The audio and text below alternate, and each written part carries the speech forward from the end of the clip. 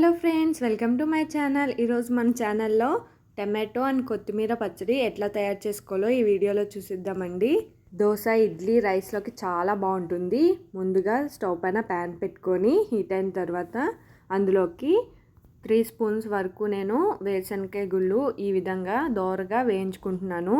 ఇలా దోరగా వేయించుకోవడం వల్ల టేస్ట్ చాలా బాగుంటుంది. చూసారా, మాడిపోతే టేస్ట్ బాగోదు. ఇందులోకే 2 స్పూన్స్ వరకు నువ్వులు కూడా యాడ్ చేసుకున్నాను.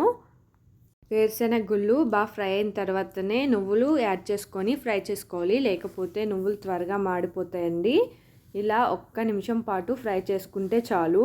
వీటిని ఒక బౌల్లోకి తీసుకొని కొంచెం చల్లగా అయ్యేంత వరకు పక్కనైతే పెట్టేసేయండి. ఇప్పుడు అదే ప్యాన్లో 2 స్పూన్స్ ఆయిల్ యాడ్ చేసుకోవాలి. ఇలా ఆయిల్ యాడ్ చేసిన తర్వాత ఇందులోకి ఇలా కట్ చేసి పెట్టుకున్న మిర్చిని అయితే యాడ్ చేసుకొని దోరగా ఫ్రై చేసుకోవాలి.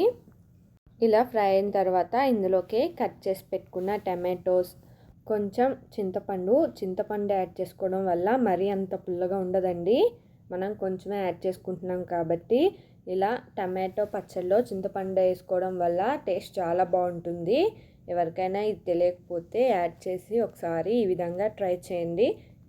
ఇప్పుడు వీటిని ఫ్లేమ్ని అడ్జస్ట్ చేసుకుంటూ ఈ విధంగా బాగా మగ్గించుకోవాలి. ఇలా మగ్గిన తర్వాత ఇలా కట్ చేసుకున్న కొత్తిమీరను కూడా యాడ్ చేసుకొని ఒక 2 నిమిషాల పాటు మగ్గించుకోవాలి. చూసారా, ఇప్పుడు కొత్తిమీర ఆకు మెత్తబడింది కొంచెం. ఈ విధంగా టమాటోస్, కొత్తిమీర 2 బాగా మగ్గే వరకు ఇలా ఫ్లేమ్ని అడ్జస్ట్ చేసుకుంటూ మగ్గించుకోవాలి. చూసారా, ఇప్పుడైతే ఆల్మోస్ట్ టమాటో అండ్ కొత్తిమీర, పచ్చిమిర్చి, చింతపండు అన్నీ అయితే ఈ విధంగా మగ్గి ఉన్నాయి.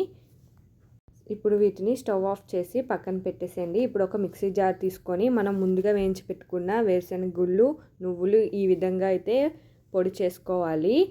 ఇందులోకే మన టేస్ట్కి సరిపడా సాల్ట్, తర్వాత మనం మగ్గించి పెట్టుకున్న టమాటోస్, కొత్తిమీర అండ్ పచ్చిమిర్చి ఉంది కదండి, ఇదైతే మిక్సీ జార్లో వేసుకొని మూత పెట్టి ఈ విధంగా కచ్చాపచ్చాగా గ్రైండ్ చేసుకోవడమే.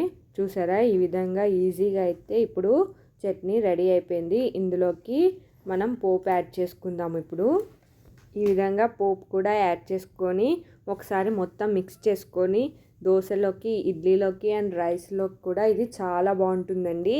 మీరు కూడా ఈ విధంగా ట్రై చేయండి. నా వీడియోని ఫస్ట్ టైం చూస్తున్నట్లయితే ప్లీజ్ సబ్స్క్రైబ్ చేసుకోండి ఫ్రెండ్స్.